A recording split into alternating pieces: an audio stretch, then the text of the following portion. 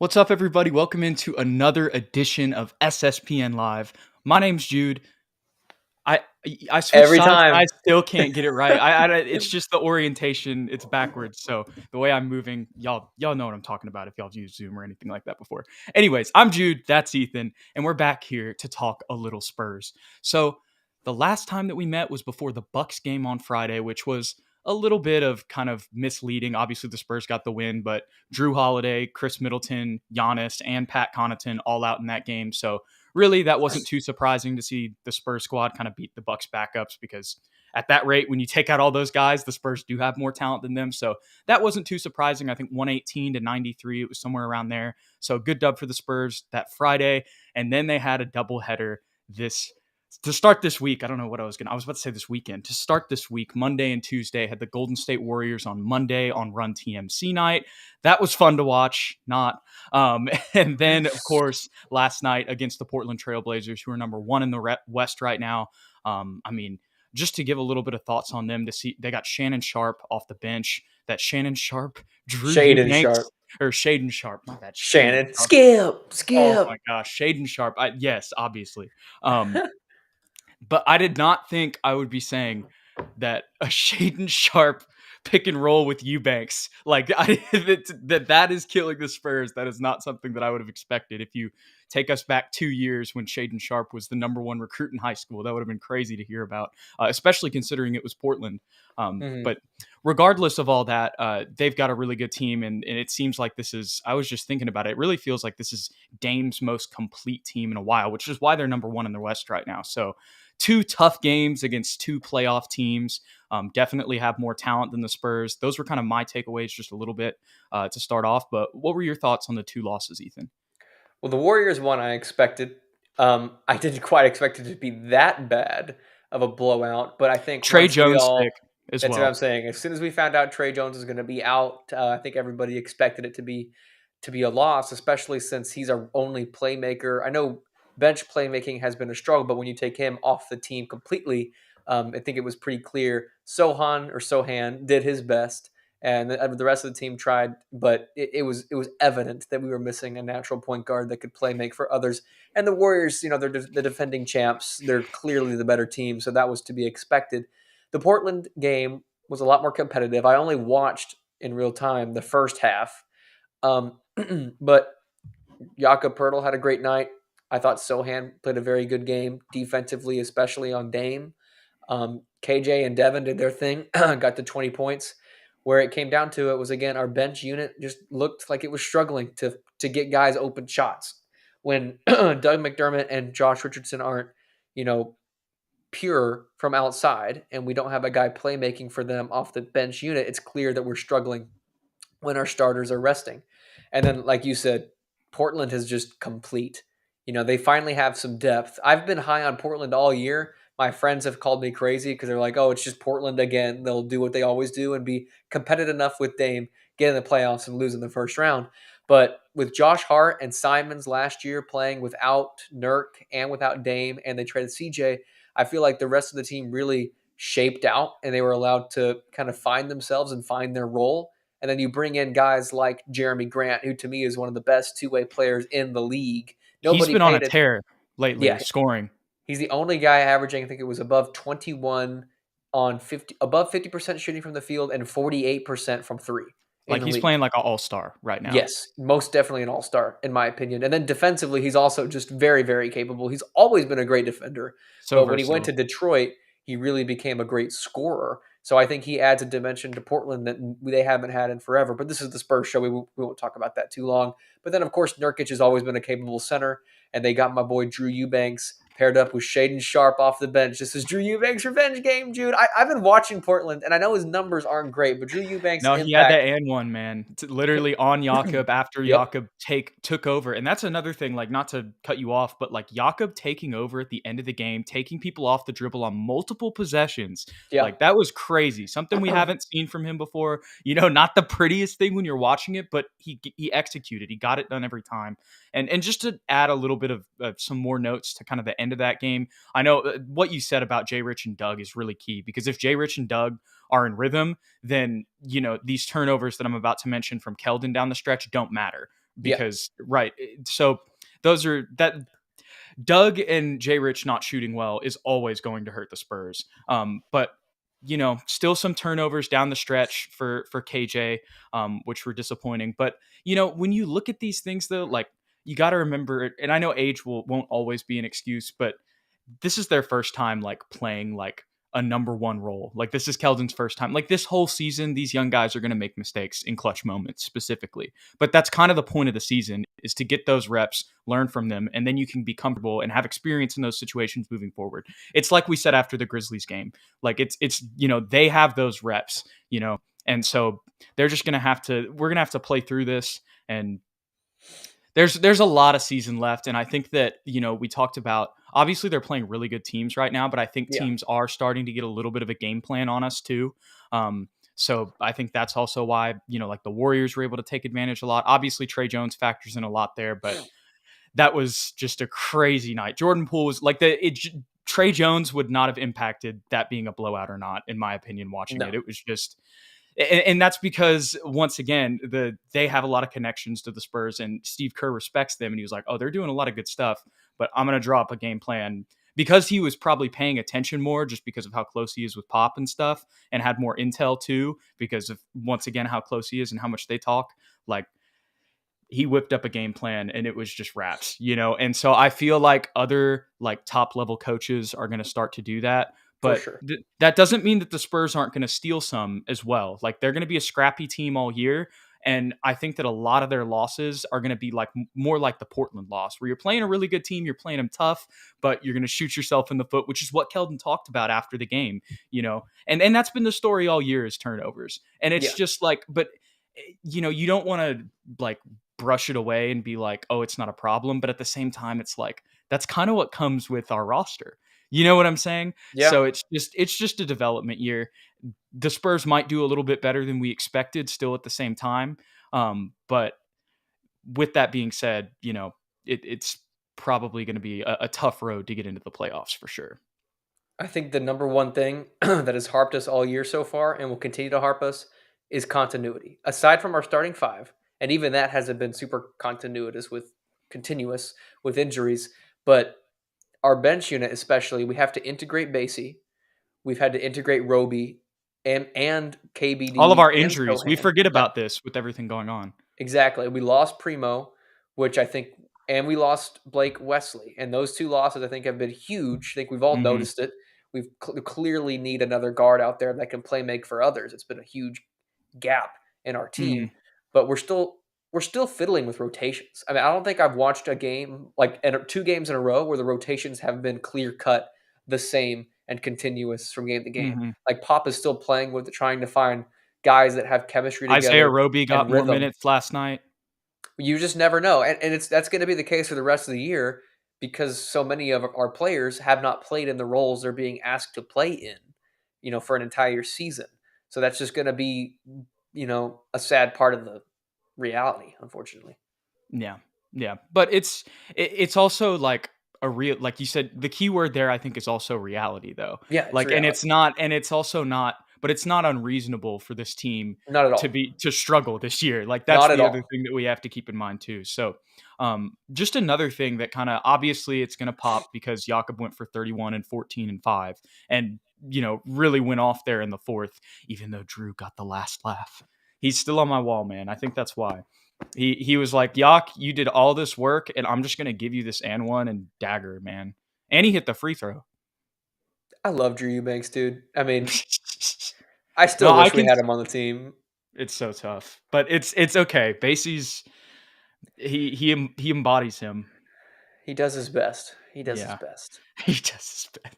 He'll never be Drew. He'll never be Drew. Nobody will be Drew. I mean, they talked about it on the stream last night. Like Coach Big Shot, what's his name? Chauncey Billups. He loves him. And he talked because I know he might not put up big numbers every night, but this guy brings energy and hustle and effort every single possession. And the team loves him. He's a great team guy. We know him from the bench mob back in the day when he wasn't getting any minutes. He did it for Portland last night. He catches lobs. He fights for every extra rebound, every loose ball. He sets good screens. I just love his personality. He's so infectious. I'm glad to see that he's having some success with the Trailblazers. I hope they go far. I'm glad it's for him. It's just the perfect situation because it's his Perfect. hometown team too. So Yes. you love to see it. You look at his stats like you were saying. It's got not going to be crazy, but it's going to be close to 10-10 every night, and that's all they need from a backup center like him. He can go off from time to time. Because last year he was getting 25, 27 points a game. Not per game, but he was getting up there in He was numbers having some spots, right? because he was basically their only guy offensively that could get them a bucket, which is saying something about the situation Yeah, Portland was in last year. But he was able to be that lockdown center for them and score in the post. And he shows glimpses of that. But I think him as a backup for Nurkic is just perfect because Nurk is slower. He's not as athletic, but he's right. more consistently going to be an offensive threat, and not make as many mistakes. But Eubanks can come in and just screw everything up for the opposing team. I know this is not about Portland, but they're my No, team this year because the Spurs Eubanks. aren't. Spurs fans love Eubanks. Yeah, I yeah, yeah. think they're here for it a little bit. I'm rooting for Portland from this point on, or actually all year long. I've watched a lot of their games this season, but they're my sleeper pick from the West. I hope they get to the finals this year. Please, I need to see Eubanks on that stage. We just need a Eubanks Finals MVP. That's what we're all rooting Can you for, right? imagine? In the finals, he puts Giannis on a poster. Oh, oh, Oh my gosh. Well, we got a question from our man Eric Pacina here. He says, with our current roster, including the G League, do y'all see a backup point guard? And I think this is something we've talked about before. I think it's Blake Wesley yeah, for sure. for sure. I think once he gets back from injury, no Austin for him, put him in the rotation. And what we saw in that game and a half, I think we'll see more of it. I think it'll allow Jay Rich to play off the ball more. It'll allow Doug to play off the ball more. And that'll kind of be interesting because that'll really stabilize things. Yeah, I mean, obviously, Blake, he's still a rookie. He's going to make his mistakes, and it was a small sample size. And maybe we're completely wrong. And when he gets like full minutes, he's super turnover prone and isn't as consistent with the shot. But I feel like when he's going to be surrounded by like veterans, basically, like yeah, not super old veterans, obviously, but like Zach Collins. He's going to be in some rotation with Zach Collins, Keita Bates, or Isaiah Roby. That front court has been in the league for a while, and then next to Jay Rich and Doug. So yeah. it's like that's like almost It's ideal. obviously there are other situations that could be better, but for this he's going to be surrounded by dudes who have a ton of experience. So that's going to kind of mitigate that, and they're just going to ask him to you know take the athletic drives off the dribble if he sees it, and then other than that just run the offense and catch and shoot because he did that a little bit in the other games as we saw too. So as I'm thinking about this when we're talking about it, I think that's really going to help Jay Rich, and it's going to make life Mhm. easier for Jay Rich and Doug when he comes back too. And push the pace because our bench pace, I don't know what the numbers are, but it's looked a lot slower. Because I love Jay Rich to death, but he's a scorer at heart, a scorer and a spot up shooter. So he brings the ball up and it really slows down. We play half court offense, and that's not where we are at our strongest, especially when you have Doug McDermott who's running around. He's great in transition. He can Imagine get threes. having both of them running around screens. It would be incredible, Jude. That's what I'm saying, bro. And I love Josh Richardson. I think he's a great guy. I want him on the team for as long as we can. Um, but he misses a lot of passes, Jude. I don't know if you've noticed it too. He's missed a He lot of does. open guys, especially off picks. And it seems to me he's a little too reliant on Doug McDermott. He looks for Doug more than anybody. And like if he's It's in because he trouble, it's who he trusts the most it's who because he he's trusts the also most. And I understand it. yeah. But you got three other dudes out there on the floor that might have a better shot. I know they're young. I know they might make some stupid mistakes, but it's clear that he's only looking for Doug most of the time. Yeah. Yeah. I can, they're talking all the time when they're on the Yeah. floor. You can just, and it makes sense because everybody else is like almost 10 years younger than them. Yes. Like, Yes. so it's right. It And makes complete Basie's sense with those new. two. Right. Right. Like brand new. Yeah. And he's still 21. Like, Yeah. so it makes sense. And that's why, once again, when you have both of those guys running off screens, or, I mean, it seems like, obviously, like you said, Jay Rich has missed a lot of passes. He's had a lot of turnovers, and it's been tough at times, with him having to take over that playmaking role off the bench. But it seems like when he has somebody else next to him, he can play make a little, like it's like his playmaking Yeah. is more efficient. And we've talked Yes. about that before. So that will also come back when we get Blake back, hopefully. But that's just mainly like a stabilizer for the roster, I feel like is the way that I describe that. For sure. So another thing I was just thinking about while we were talking, we haven't really done this and kind of gone like player by player, just down the roster. So I figured we could just go down the roster and kind of just give our thoughts overall through this kind of first. I don't even know where we are, first eighth of the season, maybe quarter. I don't know how many games. What they We've played. They're played six. They're 6 and 8. 15. They're 6 and 9. We played 15 games. 15. I don't know what 15 divided by 82 is, but we've got 15. We're 15 games in. We get a little bit of a sample size now, so I figured we could go down the roster, and we might as well just start with our man, the starting point guard, Trey Jones. Obviously, I mean he's surprised a lot of people around the league, not just us. And we've harped on him the whole time. You know, we gave him his flowers on a lot of different episodes, so many of you may expect what we're about to say, but what have you been your thoughts overall on Trey 15 games in?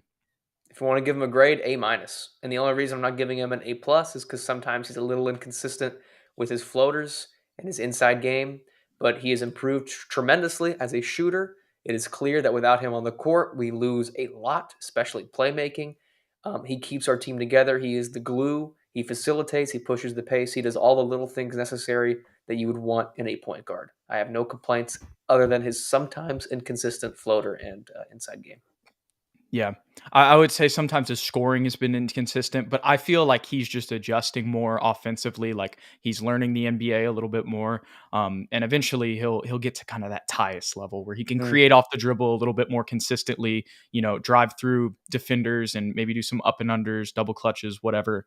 And the 3-point shot will get more consistent. But we've seen improvement there. That's the main thing for me. Like you said, a little bit inconsistent on the floaters as well sometimes, but I mean, like the thing I love about Trey this year is last night. He has a bad offensive game, like shooting wise. But what does mhm. he do? He finds a way. I believe he got a couple steals, but I know for a fact, 3. he had 3 steals and 10 assists. So he finds other ways to contribute. Yeah. So always, even if his shot's not going well, it doesn't matter because he's never really the main scorer anyway.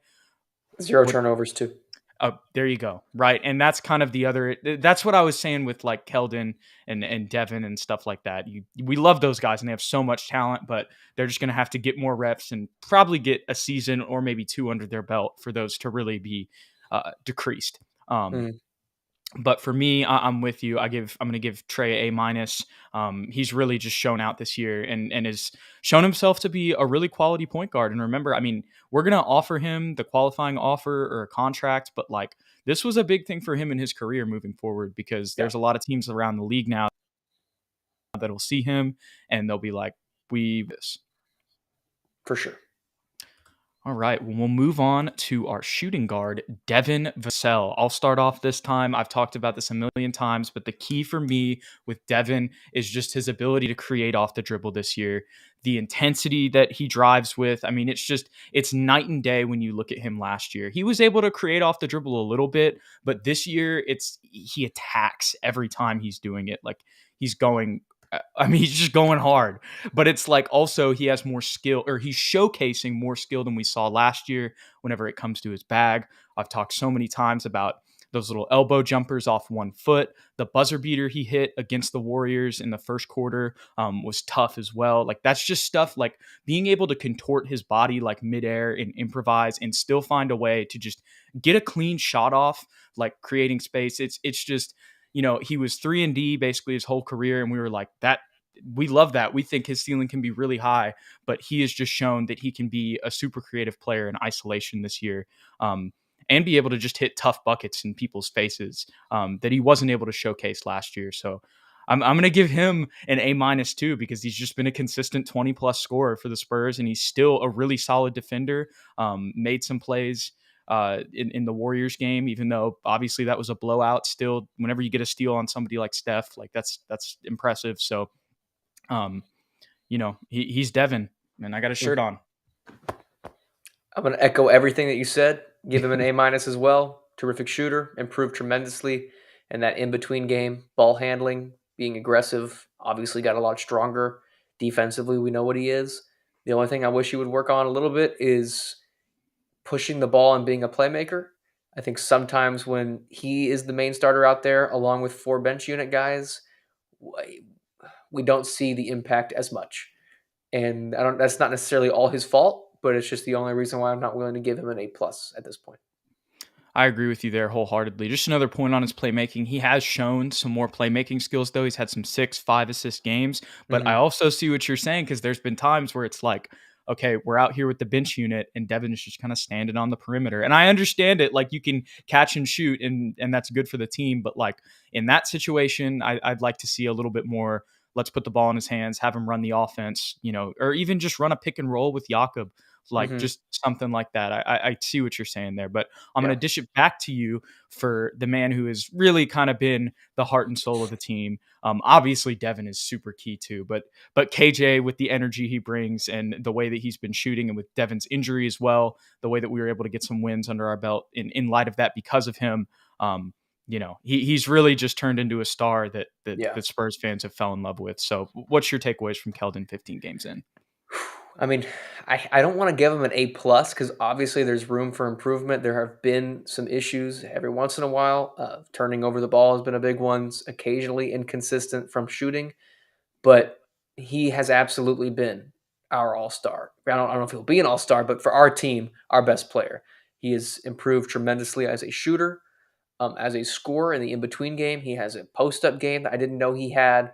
Obviously, he's still strong, but he's lost enough weight to be quick enough to guard threes. He's improved as a defender. He has improved as a playmaker. He's gotten up to 5, 6, 7 assists in a game. Before, I think his career high was like 3. So Mm-hmm. obviously, he has taken that challenge to be that number one option and taken it wholeheartedly. He has improved as a free throw shooter as well. There is very little Keldon could do more of aside from just maybe getting even more consistent and tightening up those turnovers. But I think that will come with time and with reps. I agree with everything you said. All I got to say with Keldon is turnovers and defense. Those are the two main things for me this year. I've been watching his defense a little bit more, and I was a little bit. I feel like my view on it has changed. Like I Mm, feel like I was a little bit more optimistic, but now that I've watched the tape, and it's not that he's bad, but that is like his next step. Like if he wants mm, to be, like you said, like a guaranteed all star every time, he needs to be a lockdown defender. And obviously that's tough to just do overnight, and that's not yeah. going to happen even over an off season. But he has all of the physical tools to be an imposing force on defense. Especially now that he's guarding the threes and the twos, he can really bully guys with Hmm. with his big body. So, anyways, our man Keldon, that's really all I have. Just clean up, but the turnovers I think are going to happen, and the defense. It's just like learning rotations and schemes. Yeah. It's the Yeah. mental side. It's not all physical. I've just seen him get beat on backdoor cuts, a little bit lackadaisical. He's in the top 10 of the top 10 of the NBA. He has, I believe he's at number 7. Go to NBA University. They tweeted it. It's a Twitter account. And he is giving up like the highest. He's number 7. He's the 7th highest one-on-one field goal percentage. Like people when they're going up against him, they're shooting 71%. Wow. So yeah, and I don't think that stat. I think that stat is a little misleading. Like I don't think that he's like that. That's a crazy stat, but I don't think that he's like that bad. Like I just Yeah. think that there's some things. It's all mental. Like when I watched the tape after I saw that, it's like okay, it's not once again not physical. He has all the tools, and he's coached by Greg Popovich in the Spurs. So I feel like over seasons that's going to get better as time progresses. But yeah, Mm, that's really my only criticisms on Keldon. Everything else you said. I mean, it's like we're saying that, but it's hard to even criticize him because he's literally just turned into our best player and is like scoring even more than DeJounte did, like yeah. consistently last year. So it like with all of that being said, he's also like the reason we're winning a lot of games or the games that we've won. He's the reason why in all of them. Like without him, we don't win any of those. So he's doing a lot of things good. So it's a balance. I'm sure that's tough for Pop because it's like you want them to keep getting better, but it's also like you've got to congratulate them. You got to let them like be appreciative of the stuff they're doing because without Yeah. that, you'd be toast. Exactly. All right, I'm gonna pass it to you again because I know you love your boy Jeremy Sohan, and I feel Oh, like you can describe this very well just with his defensive versatility and all the stuff that he brings to the table. What are your thoughts on Sohan? Being a starting rookie on the Spurs, 15 games in. I think he's been great. I know a lot of fans will crap on him because he's not averaging crazy numbers. I think 7 points, 4 rebounds right now. Hmm. And his 3-point shot obviously is inconsistent. needs help. It will get worked on in the offseason, I am sure, but his impact cannot be understated or overstated. Whichever one means that it's great. His impact is great. Defensively and offensively, he has shown that he is a great basketball player as far as playmaking. He understands where he's supposed to be, where everyone else is supposed to be. Obviously, Pop trusts him. He gave him the keys to the offense in the Golden State game. Obviously, we got blown out. Not a great sign, but it's Pop has trust in him. He doesn't have trust in a lot of guys to run the offense. Especially at Clearly, he 19 sees years old. exactly. Clearly, he sees something in Sohan, and then defensively, he's already to me at that close to all NBA level. He is guarding the best player every single night and giving them fits. They might go off every once in a while, but it's not for a lack of trying. His effort is there. His skill is clear. His talent is otherworldly defensively. It will come offensively. He shows glimpses, Jude. He has a nice post game that I didn't know he had that is for some reason even more consistent than his 3-point shot. So if he ever gets his 3-point shot consistent and can get more comfortable offensively, I think he's got all-star potential. It's just a matter of will he do it, and I think he has that mindset and that drive to be great. He clearly understands basketball and how to play within Pop's system. Yeah, I completely agree. The things for me, whenever it comes to criticisms, like I agree with you wholeheartedly on defense. He's already an above average Mm-hmm. defensive, like he came in an above average defensive player. The perfect modern switchable four whenever it comes to his size. All it is offensive development. That's Yeah, all it is. It's really similar to Kawhi. Like I know that sounds that's a lot to say because, like you said, Finals MVP in your third year, like all that stuff, and that just with the trajectory of the Spurs. I mean, I don't know. We'll see what happens, but like you don't really have like all stars next to him, so it's like, will he live up to that? Probably not. But at the same time, I mean, we are saying these guys are future stars, but established all stars, like freaking 3 Hall of Famers on your team. You know what I yeah, mean? That's a different situation. Um, but if he can develop like into an elite offensive player, he's going to be one of the best players in the league in like 6-7 years. That's very long term down the stretch. Like it is going to take a long time for him to develop offensively. We've talked about this before, but he's shown some things, like you said, and I mean he's got a lot of stuff on the inside the paint, or not the paint. I mean there is some stuff in the paint, but inside the 3-point line, like like he's 10, got a 15 feet range. Yeah, yeah, he's got a lot of stuff in his bag, and it's kind of like Jakob. It's prettier than Jakob, but it's still not like the prettiest. But it doesn't matter because it works, and he can execute. I've seen him take dudes off the dribble a lot more, and then put a shoulder into him, and then just get an easy little shot, just to create that space. And he's really just, he's shown a lot that maybe you wouldn't have expected from him in that kind of range, immediately coming in. And it feels like he's improved over these 15 games too and gotten a little bit more confidence.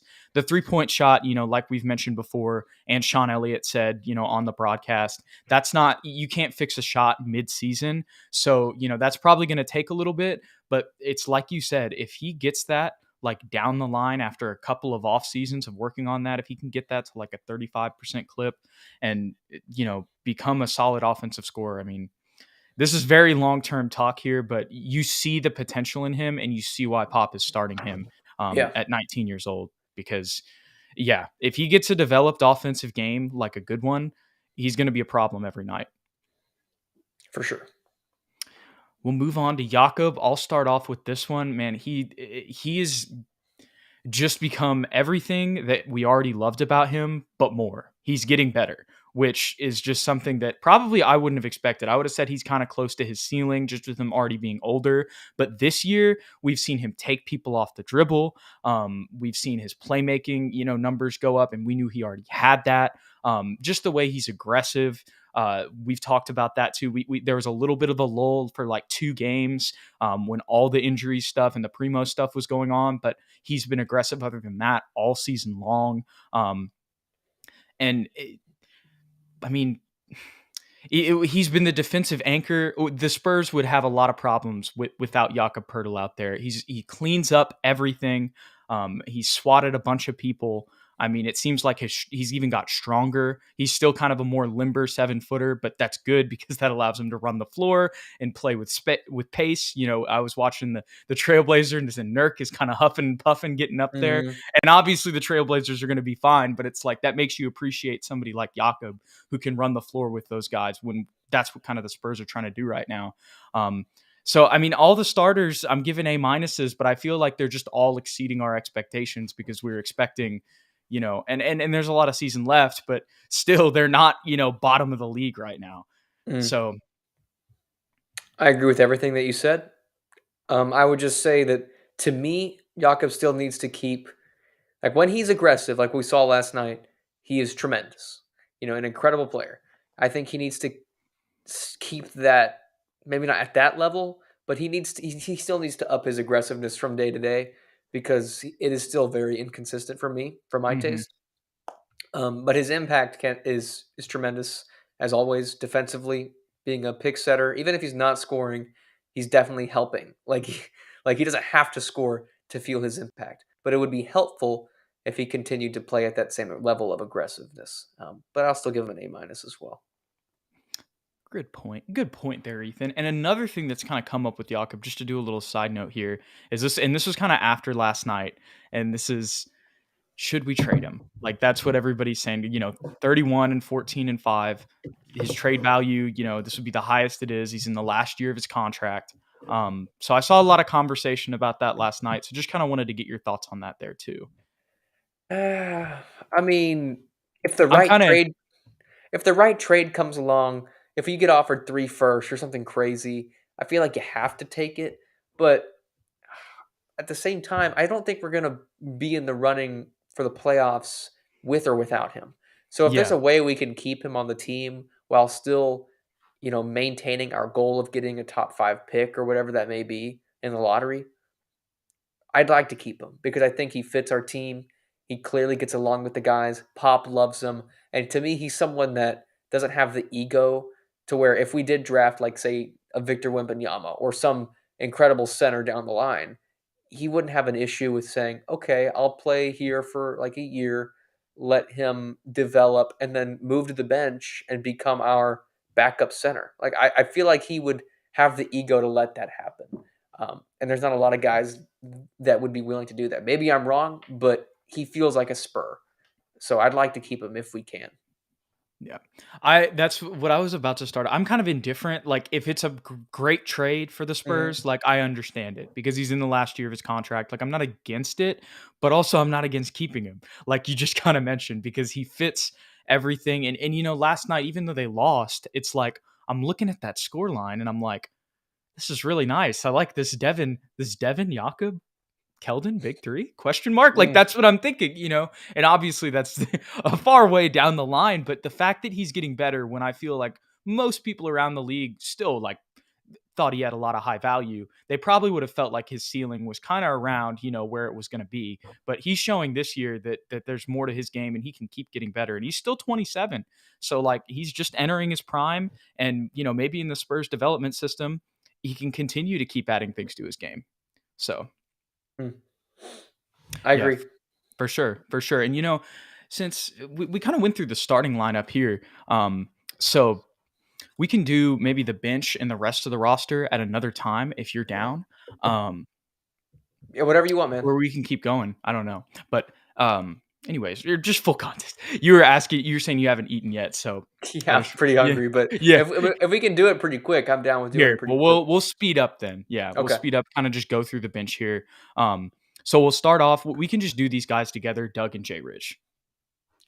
I'd give them both B pluses, and the only reason I'm not going to give them an A is because when we don't have a playmaker, their weaknesses are a lot clearer, and they're not allowed to be as impactful as usual. But when they're playing next to a Trey Jones or when they were playing with a Blake Wesley, I thought that they would have been in that A level because they were being instant spark plugs and scoring very well and being that veteran presence that we need. I'm gonna give them B pluses just because, and this may be due to like Blake Wesley being hurt, all the injuries, and Jay Rich having to play like out of his strengths. But even Doug has kind of been in the same role the whole time, and Hmm. obviously it's just not as easy with all of the injuries and everything. Um, but there's been just some games where they haven't showed up, kind of like this Portland game last night, where it's like if they do, and I know it's tough with everybody out, but like Devin and KJ and Jakob were all 20 plus scores last night, and if there's just, let's see, Doug shot 2 for 8. He goes Mhm. 3 for 8, and Jay Rich goes 2 for 4 instead of 0 for 4, and you win the game. Obviously, different things happen with momentum swings and stuff. Just that's always a little asterisk next to that when you're talking about it. But still, if those guys are hitting their shots, it's a much closer game down the stretch, and Portland has to overcome a little bit more. And we've seen that in multiple games throughout the season, where sometimes they're just not always on. So just because of the inconsistency from time to time. And with them being veterans, so you'd expect a little bit more of that. That's why that keeps him out of the A category for me. But we can kind of mesh this together. This one's kind of tough because there's not really a point guard because Primo was here, now he's gone. And we only really have like a game and a half on Blake Wesley, so I feel like that's not really enough to give a grade. But we Mhm. do have Romeo Langford, so let's talk about him because that's the other guard who's played a lot. Defensively, he's been great. At times, when he's aggressive at getting to the rim, he has shown glimpses of, what he was back in the day. Touted as a very high level talent. He can finish with either hand. He's pretty creative around the rim. And I think one, maybe two threes went down, so he's got the confidence to take them. It's just a matter of getting them consistent. He's shown glimpses, Jude, and he's clearly developing. I think his effort has definitely up from preseason. He clearly wants to be here, or at least make a name for himself because of how things have gone for him in the past. I know right now he hasn't been playing because of injury. Hopefully, when he comes back, he can really hit the ground running because I'd like to see what he has left in the tank. I want to say he actually got COVID. It said Oh, health did and he? safety protocols. Yeah. Oh, So on hopefully top that's of not the too toe. long. Yeah. Yeah. But he came back after the toe. He played a Oh. game and then, yeah, Oh, did he play against Milwaukee? I'm pretty sure. Or Okay. I want to say he came back after the toe because he was in the boot and then he played a game and then he was in health and safety Maybe I'm protocols. wrong. I don't Yeah, remember, but I could be wrong too. So, but Romeo Langford being one of the team's best on-ball defenders and being a competent offensive player, like much better than what we saw in the little spurts last year, and proving us wrong and beating out Joe Wieskamp for that last spot on the roster when a lot of people in the chat and us were pretty adamant he was the one who was going to get cut. He's just impressed everybody and exceeded everybody's expectations. He's nothing crazy, so I'm just going to give him a B+2, but still at the same time, without having him, he has provided some very important depth, especially right now. Obviously, yeah, had to deal with some injuries and now COVID, but at the same time, still, it's been huge to have him like just be a competent player. He's been another stabilizer in the instability that it has been the playmaking off the bench for the Spurs this season. for sure. And then we can end with our guy, Zach Collins. I would say we could talk about Isaiah Roby and Keita Bates, but I mean, we'll just, they've been solid. It's solid defense, good shooting. They don't really, there's not really too much to take away from from No, Keita Bates not and really. Isaiah. But Zach, I think there is more to take away from. He's proved. I clowned him a little bit in the preseason. He proved, hey, it's just the preseason. We're not trying as hard. When the regular season started, Zach has definitely shown more than he's shown as a Spur. It's been his best basketball as a Spur, in my opinion, so far. His ability to stretch the floor, be a face-up guy, be aggressive on the interior. Sometimes he does get pushed around because he is a thinner big, but at the same time, he still plays with that mean, nasty aggressiveness. We criticized it a little bit in the first couple games, but that's come back, kind of that Portland Zach that we saw, which is just, you love to kind of have that paired with Jay Rich off the bench just to bring a little nasty, as Pop likes to say. So, Mm. it's still only 24. I love to see the improvement, and he's somebody else I'd like to keep around. But it's going to be interesting with Basie, if they play him at the 4 moving forward. But I'm gonna give him an A- just because the way that he's developed this year, and it's just been I didn't think it was going to happen, and it feels like he's consistently improved. I was very skeptical as well. I've been not very hard, but harder on Zach than most people, mostly because I felt like his physicality wasn't enough to keep up with the other centers around the league. I felt like he got bullied a lot, got out rebounded a little too often. But You're right. After the first couple of games, his physicality has improved greatly. He's always had a high motor, but now his body seems to be able to keep up with his motor. He is chasing every board, every loose ball, fighting for every inch, every scrap, setting great picks. Offensively, like you said, he can space the floor. He opens up the offense for the rest of the guys, and he makes great plays out of the high post and in the pick and roll. He can really find backdoor cuts. Um, great vision for a big guy. Greatly improved. I'm hoping that he can continue to improve as the season goes forward because he was definitely on an upward trajectory before he got Right. injured. Right. And that's what you hope we don't see more of, just because you have seen a lot of that in his career. Yeah. Because that's kind of what I was hinting at, like why I gave him an A minus, because I feel like he's showing that his ceiling is higher, which is what he was talking about before the season, which is huge for the Spurs. Mhm. And that's why the Basie thing kind of complicates things, It because does. Basie shows a lot too. And that also kind of ties into the Jakob thing. Like with the emergence of him, are you more willing to trade him because you're not winning the championship this year anyway, and you can try to get more in those Scoot Henderson, Victor Wembanyama sweepstakes, and you've still got Charles Basie and Zach Collins, which, are dudes who can play, and you've Yeah. still got Gorgie on the roster, like, with that being said. And Don Barlow in the G League. Right. Right. So you've got big depth, and Isaiah Roby has, the Played size center. to play the five, right? Yeah. So you've got a lot more depth in the front court than you've had over the past couple of years. So that's another interesting thought there. But we'll go ahead and wrap this episode of SSPN up. We appreciate you guys hanging out. I don't even know who they're playing next. Well, I'll go ahead and look at the schedule here. They will play the Sacramento Kings tomorrow night, and then they have a trip to Los Angeles over the weekend for another doubleheader with the Clippers on Saturday and the Lakers on Sunday. So California trip, staying on the West Coast. Sacramento they're really on their stride. These are Yeah. all going to be tough games, except for the Lakers. Pretty much. But Yeah, just knowing our luck, the Lakers might decide to come and play very well that night. they But suck. they do. No, I gotta stop. They do. If I'm if saying that I'm hating way too much. No. if Let me if stop. Bron comes back, it would make so much sense for Bron to stay hurt and then come back for the Spurs game and just drop a triple double and be like, Oh my Father gosh. Time's losing, and then the next game drop like 3 points with 8 turnovers. It would just make sense. But yeah, Appreciate you, hopefully. Joshua. Thank you, sir. Yeah. Anyways, I say that, and now I probably just cursed them. So Probably. yeah, no, that'll be a tough game. That's going to be a tough game.